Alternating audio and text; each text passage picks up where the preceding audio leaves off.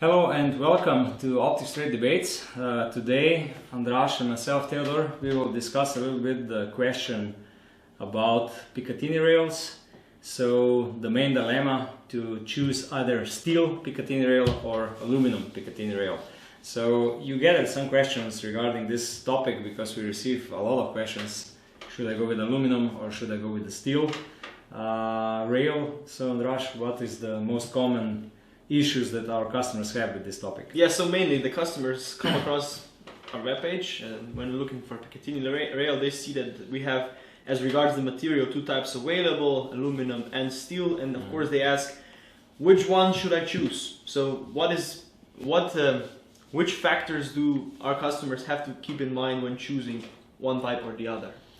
Well, I think the easiest way will be if I say what are the main differences. The main differences, at least in the class of high quality picatinny rails, because this is something what we have to know. If you're buying a picatinny rail on Alibaba for 10 euros, it's a different situation than if you're buying a picatinny rail made out of aluminum for 60, 70 euros and made in Europe or in the US. So if you're looking at the high quality picatinny rails, the main difference is normally the weight. You see that these aluminum are really light, while the steel are quite heavy. It's like 2 times, 3 times heavier than aluminum. This is the first difference. The second difference is the way the picatinny rail made out of steel and those are made out of aluminum, how they look like. Because on steel you're able to achieve a deep blue finish, which is much nicer for some people. Some people prefer this glossy look of the steel picatinny rails, while on aluminum picatinny rails you have a matte finish. And then the second thing is, if you are going to have a mount on the picatinny rail which is detachable, and you will be putting your mount up and down many times, then steel is usually better because the surface hardness on steel is better than on aluminum. Usually, not always. You can have a high quality aluminum picatinny rail which is even harder than the steel, but in most cases steel is harder, so there is less of use and less of signs of use on the steel rail than it is on the picatinny. However, if you're using a fixed mount which you mount only once, then this is not really an issue. And last but not least, if you're going to expose your rifle and your mounting solution, normally picatinny rail and some rings on it or something like that, if you will expose this to really extreme differences in temperature. So that means you have a rifle in your house at 25 degrees or 22 degrees Celsius, and then you go outside and hunt at minus 30 degrees Celsius. This is 50 degrees of Celsius difference. And because the steel and aluminum, they contract differently, you can get really huge tensions on all the screws.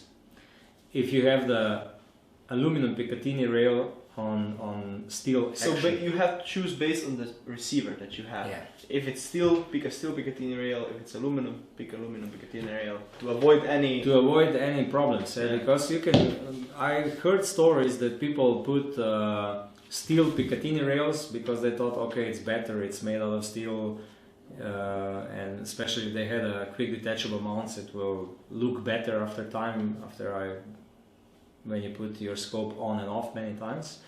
And they put it on a rifle which has aluminum receiver, and then they went on a hunt in somewhere up north in Norway or somewhere, I don't know, at extremely low temperatures. So they mounted in the summer at plus 25.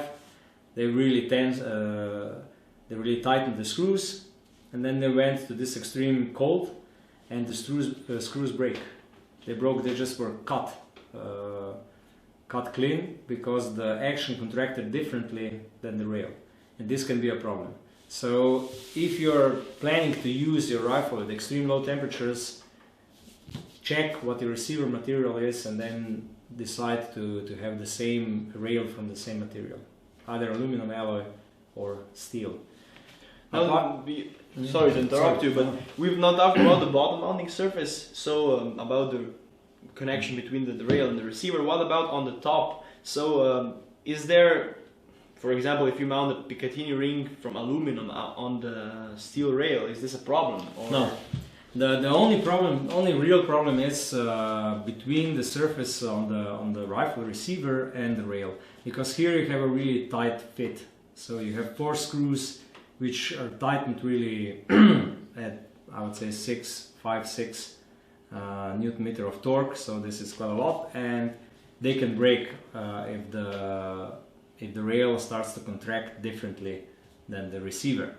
While on the upper side, when you have rings or monoblock mounts and so on, they usually have only one recoil stopper.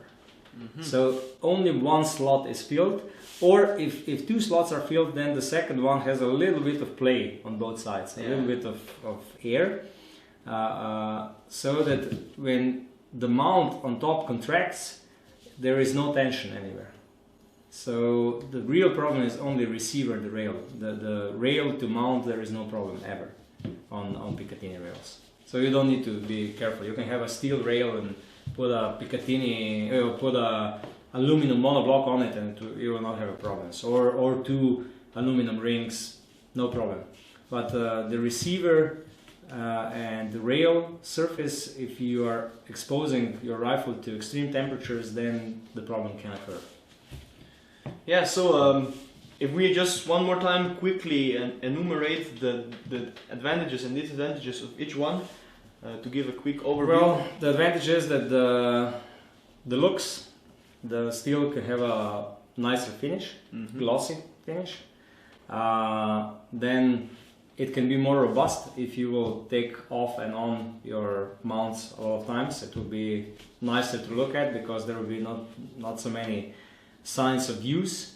These are the advantages of steel. The disadvantage is the weight.